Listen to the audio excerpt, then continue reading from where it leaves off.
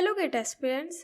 पिछली वीडियोस में हमने non homogeneous system of equation के बारे में पढ़ा था एंड वहाँ पे हमने ये भी जाना था कि non homogeneous system of equation क्या होते हैं, उनकी कंडीशंस क्या होती हैं एंड नॉन होमोजेनियस के अंदर कितने टाइप के इक्वेशंस आपको मिलेंगे या कितने टाइप के सिस्टम ऑफ इक्वेशंस आपको मिल सकते हैं। वहाँ पे हमने टाइप 1 और टाइप 2 डिस्कस किया था। तो टाइप 1 आपका था कि अगर आपके किसी भी इक्वेशन में या सिस्टम ऑफ इक्वेशन में अननोन पैरामीटर कंटेन ना किया हो। टाइप 2 था कि सिस्टम ऑफ इक्वेशन आपका नोन पैरामीटर कंटेन किया हो। तो नॉन पैरामीटर क्या होते हैं या इसे आप नॉन पैरामीटर भी बोलते हैं, ठीक है। नॉन पैरामीटर भी आप इसको बोलते हैं, ठीक है। तो ये आपके alpha beta gamma A B C इस तरह के हो सकते हैं। यहाँ पे हमने एक एग्जांपल लिया था एंड इसके बाद हमने ऑगमेंटेड मैट्रिक्स के बारे में डिस्कस किया था, ठीक है। ऑगमेंटेड मैट्रिक्स के बारे में हम अभी डिस्कस नहीं कर रहे हैं। अभी हम यहाँ पे अननोन पैरामीटर को प्रायोरिटी देंगे, ठीक है। तो सपोज़ अगर हमारे पास टाइप 1 या टाइप 2 का एक क्वेश्चन दिया हुआ है, ठीक है, तो हम इस तरह के इक्वेशंस को सॉल्व कैसे करने वाले हैं, ठीक है। उसको सॉल्व करने के लिए अप्रोच क्या होने वाली है या फिर उसका मेथड क्या है उसको सॉल्व करने का, वो और जानेंगे, ठीक है। तो यहाँ पे देखिए मैंने एग्जांपल जो लिया था, यहाँ पे 5x + 6y + 8z equal to 10, फिर 5y - अल्फ़ा z यहाँ पे आपको दिख रहा होगा, है ना। ये आपका अल्फ़ा z कुछ इस तरह का इक्वेशन है, ठीक है। तो अननोन पैरामीटर या नॉन पैरामीटर मतलब क्या, यहाँ पे देखिए आपको 3 इक्वेशन दिए है ना। तो 3 इक्वेशन में देखिए आपकी एक्स वाई जेड ये आपका एक पैरामीटर है। क्वेश्चंस की ये पैरामीटर्स है ना। तो जो पहले क्वेश्चन में आपका पैरामीटर है वही आपके दूसरे और तीसरे में भी होगा। देखिए जेड यहाँ पे x 0 है, यहाँ पे XY 0 है, यहाँ पे z की वैल्यू दी हुई है, ठीक है। बट देखिए यहाँ पे गाइस, यहाँ पे z, यहाँ पे z, यहाँ पे आपको अल्फ़ा z दिया हुआ है, ठीक है। तो अल्फ़ा z दिया हुआ है तो इसका क्या मतलब है, ये आपका अननोन पैरामीटर दिया हुआ है ना। यहाँ पे आपको कोई वैल्यू नहीं दी है, न्यूमेरिक वैल्यू नहीं दी है, यहाँ पे आपको अल्फ़ा जेड दिया हुआ है। तो जो ये अल्फ़ा जेड है यही आपका क्या है, नॉन पैरामीटर है। अब देखिए इसमें भी आपकी 2 चीज़ें आती हैं। तो मैं वहाँ पे जो अननोन पैरामीटर के बारे में बात कर रही थी, यहाँ से आप अच्छे से समझ सकते हैं। देखिए मैंने 2 अलग अलग इक्वेशन लिए हैं, इक्वेशन 1 और इक्वेशन 2। यहाँ पे देखिए जो अननोन पैरामीटर है ए, ये देखिए आप, वो कहाँ पे एग्जिस्ट कर रहा है आपका, ये आपका राइट हैंड साइड है, राइट, और ये आपका लेफ्ट हैंड साइड है, राइट। तो ये देखिए ये अननोन पैरामीटर जो कहाँ एग्जिस्ट कर रहा है वो राइट हैंड साइड एग्जिस्ट कर रहा है ना। एंड दूसरे इक्वेशन में आप देखिए अननोन पैरामीटर कहाँ एग्जिस्ट कर रहा है, अल्फ़ा जेड किस साइड है, आपका राइट हैंड साइड है ना। ये आपका राइट हैंड साइड एग्जिस्ट कर रहा है, सॉरी ये आपका लेफ्ट हैंड साइड एग्जिस्ट कर रहा है, राइट। तो यहाँ पे देखिए अब अननोन पैरामीटर एग्जिस्ट कर रहा है कि नहीं, ये इम्पॉर्टेंट पॉइंट है आपका, ठीक है। फिर अगर एग्जिस्ट कर रहा है तो आपको ये देखना होगा कि वो किस साइड एग्जिस्ट कर रहा है, आपका लेफ्ट हैंड साइड एग्जिस्ट कर रहा है या राइट हैंड साइड एग्जिस्ट कर रहा है, ठीक है। तो इसके लिए यहाँ पे आपको इम्पॉर्टेंट पॉइंट क्या है, यहाँ पे कुछ कंडीशन है, कुछ पॉइंट्स है जो आपको याद रखने होंगे जब आप non homogeneous system of equation को सॉल्व कर रहे होंगे, ठीक है। तो अगर आपका unknown parameter exist right hand side अगर एग्जिस्ट कर रहा है तब आपको क्या करना है, तो यहाँ पे मैं लिख देती हूँ कि if any unknown parameter exist in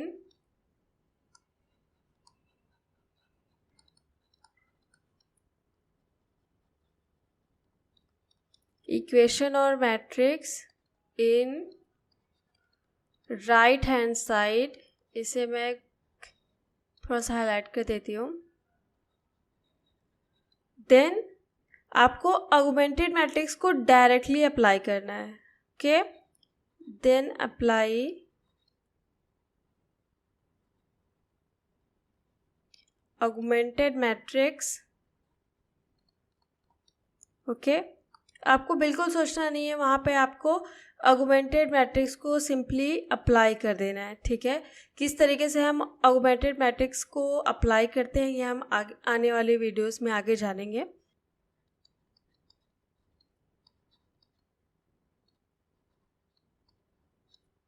ठीक है, सेकेंड पॉइंट क्या है, if any unknown parameter exist in equation or matrix in left hand side, then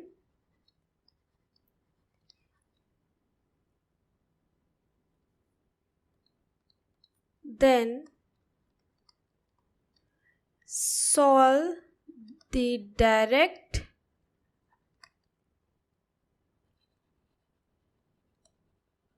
determinant of matrix।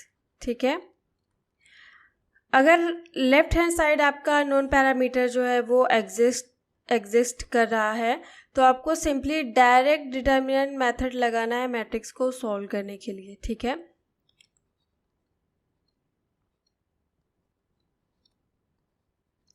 और determinant not equal to zero.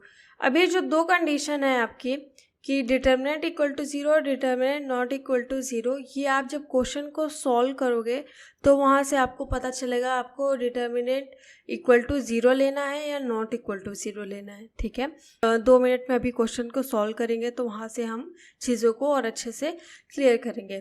तो आई होप यहाँ से आपको clear हो गया है कि अगर राइट हैंड साइड आपका कोई भी अननोन पैरामीटर एग्जिस्ट कर रहा है तो आपको सिंपली डायरेक्ट वहाँ पे ऑगमेंटेड मैट्रिक्स लगाना है क्वेश्चन को सॉल्व करने के लिए।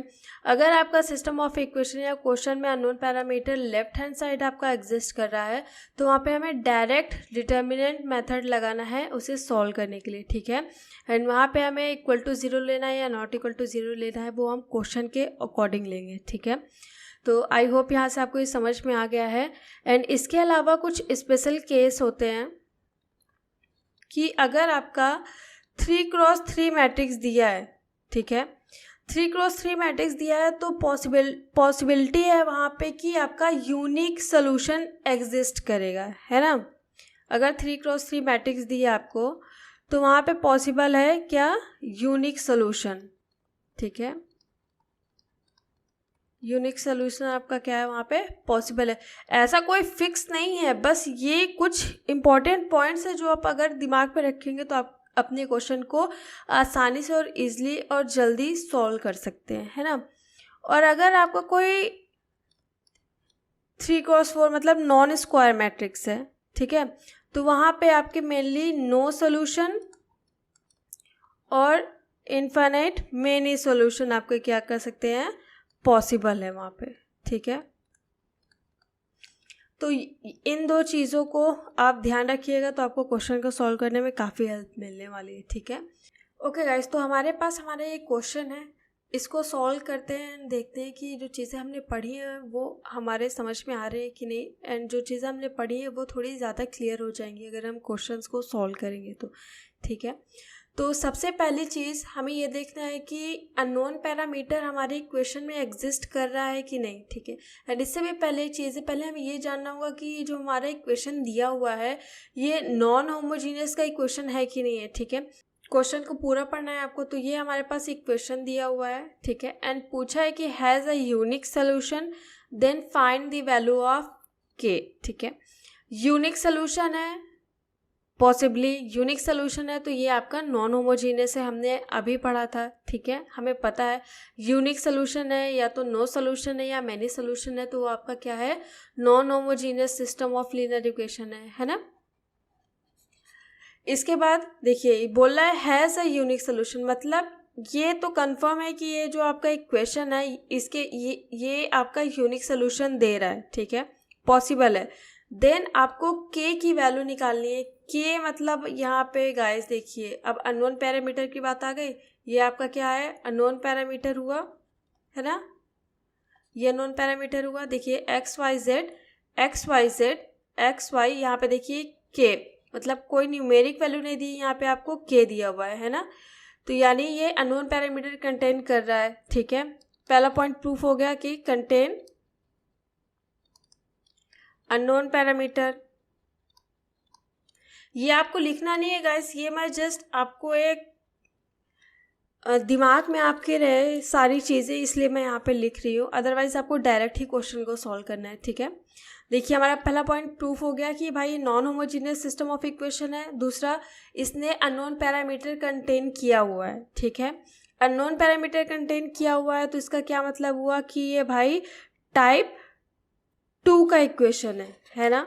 हमने अभी पढ़ा था वहाँ पे पिछले वीडियोस में कि अगर टाइप 1 का है इक्वेशन तो क्या है, अगर टाइप 2 का इक्वेशन है तो क्या है ना। तो टाइप 2 का इक्वेशन है ये। ठीक, अननोन पैरामीटर कंटेन किया है मतलब टाइप 2 का इक्वेशन है। ठीक है, अब तीसरी चीज़ क्या आएगी यहाँ पे, तीसरी चीज़ ये आएगी भाई अननोन पैरामीटर अगर ये कंटेन किया हुआ है, ठीक है, तो ये किस साइड है, ये राइट हैंड साइड है कि लेफ्ट हैंड साइड है। तो देखिए ये आपका किस साइड है, लेफ्ट हैंड साइड है ना। किस साइड है आपका, लेफ्ट हैंड साइड है। तो लेफ्ट हैंड साइड है तो इसके लिए मैंने आपको अभी 2 पॉइंट लिखवाए हैं कि अगर लेफ्ट हैंड साइड है तो हमें क्या अप्लाई करना है, डायरेक्ट डिटर्मिनेंट ऑफ मैट्रिक्स, मतलब हमें उस मैट्रिक्स में डायरेक्ट डिटर्मिनेंट मेथड लगाना है क्वेश्चन को सॉल्व करने के लिए। ठीक है, तो लगाते हैं फिर डिटर्मिनेंट मेथड। ठीक है, इस इक्वेशन को क्या हम कुछ इस फॉर्म में लिख सकते हैं क्या,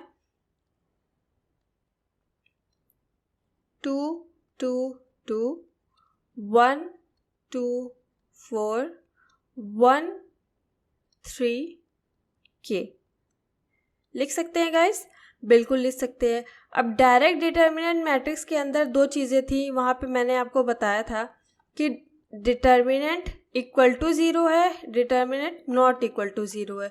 तो ये हम कैसे फाइंड करेंगे, तो भाई इसका जो सबसे आसान तरीका है इस कन्फ्यूज़न को दूर करने का वो ये है कि अगर आपका क्वेश्चन में यूनिक सोल्यूशन एग्जिस्ट कर रहा है जो कि यहाँ पे ऑलरेडी दिया हुआ है, तो यूनिक सोल्यूशन का मतलब क्या होता है, not equal to 0, right. Unique solution का तो भाई यही मतलब होता है ना, नॉट इक्वल टू 0। अगर इक्वल टू 0 है इसका मतलब भाई वो यूनिक सोल्यूशन आपको नहीं दे रहा है, नॉट एग्जिस्ट क्या, यूनिक सोल्यूशन। ठीक है, ये आपको दिमाग में रखना है गाइस, एंड यहाँ पे एग्जिस्ट यूनिक सोल्यूशन। ठीक है गाइस, यूनिक सोल्यूशन एग्जिस्ट कर रहा है इक्वेशन में तो इसका मतलब डिटर्मिनेंट नॉट इक्वल टू 0 है। यूनिक सोल्यूशन एग्जिस्ट नहीं कर रहा है तो इसका मतलब वो डिटर्मिनेंट इक्वल टू 0 है। तो यहाँ पे क्या होगा, एग्जिस्ट कर रहा है तो इसलिए डिटर्मिनेंट नॉट इक्वल टू 0 होगा। ठीक है, ये कुछ इस तरीके का आपका फॉर्म है। ठीक है, परफेक्ट। अब इसे सॉल्व कर लेते हैं। डायरेक्ट डिटर्मिनेंट निकालना है हमें हमारे इस मैट्रिक्स का, ठीक है, जिसे हमने डिटर्मिनेंट के फॉर्म में लिख दिया है। तो यहाँ से अब सॉल्व करते हैं, तो यहाँ से डायरेक्ट निकालते हैं 2k माइनस 12, ठीक है, -1 2k minus 6 plus 1 8 minus 4 not equal to 0। ठीक है, इसे सॉल्व करेंगे, यहाँ पे आ जाएगा आपका 4k minus 24 minus 2k plus 6 plus यहाँ पे आ जाएगा कि आपका 4 नॉट इक्वल टू 0। तो यहाँ से आप सॉल्व करोगे तो आएगा यहाँ पे क्या 2k एंड यहाँ से क्या हो गया आपका 10 एंड यहाँ से आप माइनस करोगे तो ये कितना हो जाएगा 14 I guess, right, 6 4 10 and minus करेंगे तो यहाँ पे आपको 14 आएगा नॉट इक्वल टू 0। तो यहाँ से k की वैल्यू आपकी क्या आ जाएगी, आई गेस 7, राइट, 2 7 14 होता है गाइस जहाँ तक मुझे याद है। तो यहाँ पे जो k की वैल्यू आ रही है वो क्या आ रही है 7, मतलब has a unique solution then find the value of k। ठीक है, तो यहाँ पे हमारी k की वैल्यू क्या आ गई है 7, ठीक है, for unique solution of the equation, right. तो आई होप गाइस यहाँ से आपको ये बिल्कुल अच्छे से समझ में आ गया है कि अगर आपका equation non homogeneous system of equation का है तो सबसे पहले आपको वहाँ पे ये चीज़ देखनी है कि नॉन पैरामीटर आपका कंटेन हो रहा है कि नहीं हो रहा है। नॉन पैरामीटर मतलब आपका अननोन पैरामीटर कंटेन हो रहा है कि नहीं। फिर आप यहाँ से ये कंक्लूज़न निकालोगे कि वो भाई टाइप 1 का है या टाइप 2 का है, ठीक है। उसके बाद आपको ये देखना है कि अगर नॉन पैरामीटर कंटेन कर रहा है तो वो किस साइड है, आपका राइट हैंड साइड है कि लेफ्ट हैंड साइड है, राइट। तो लेफ्ट हैंड साइड है तो कंडीशन क्या है, आपको डायरेक्ट डिटर्मिनेंट निकालना है, ठीक है। सॉरी, लेफ्ट हैंड साइड है तो आपको डायरेक्ट डिटर्मिनेंट मेथड से आपको अपने क्वेश्चन को सॉल्व करना होगा, ठीक है। एंड उसके अंदर भी आपको 2 कंडीशन है कि डायरेक्ट डिटर्मिनेंट मेथड आपको निकालना है तो इक्वल टू आप 0 कब लेंगे एंड नॉट इक्वल टू 0 कब लेंगे। एंड फाइनली डायरेक्ट मेथड से आप क्वेश्चन को सॉल्व कर लेंगे। तो k की वैल्यू यहाँ पे क्या आ गई है आपकी 7, राइट। तो आई होप गाइज आपको ये समझ में आ गया है अच्छे से सारी चीज़ें। तो नेक्स्ट वीडियो में हम कुछ और भी क्वेश्चन को सॉल्व करेंगे एंड वहाँ से हम और भी ज़्यादा चीज़ों को क्लियर करते जाएंगे जैसे जैसे क्वेश्चन को सॉल्व करते जाएंगे। तो आई होप ये सारी चीज़ें आपको समझ में आई हैं। तो मिलते हैं हमारे नेक्स्ट वीडियो में, तब तक के लिए बाय बाय।